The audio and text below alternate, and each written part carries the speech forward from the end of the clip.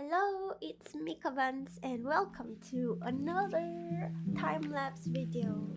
As if anyone is even watching, but let's just pretend that I'm famous.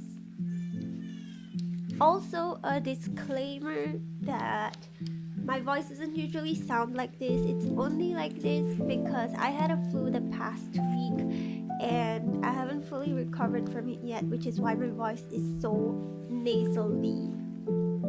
Anyway, I am drawing my personified version of Leo. Previously, I did Sagittarius and Aries, so this is the third of the zodiacs. And I wanted her to be dark skinned because I wanted to imitate the colors of a lion, which is browns, a lot of browns, and a lot of golden yellows. I have never painted dark skin before. This is the first time that I've tried, and because of that, I did some studies on how other artists painted dark skin so that I wouldn't fail in my attempt. And I think it turned out well. I mean, for a first timer, and of course, any criticism is welcome. I wanted her to have a lot of gold accessories and gold colors in the painting because I wanted to give it a powerful feeling, which is why she's kind of looking down. She's like a goddess.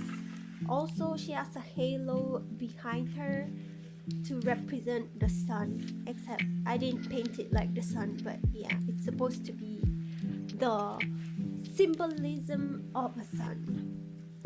And because it's already so noisy at the top, like she has all these accessories, she has the big wings and the halo, so I wanted to keep her dress more simple and easy on the eye so that it balances out, so you have all the details and then you have the dress, which is very plain. For this painting, I actually struggled with how I wanted the wings to look. So initially you can see that I was trying to make this feathery wings, and then after that I removed it because I felt like it was too noisy, and I replaced it with this more solid looking wings instead of fluffy looking wings. You know what I mean.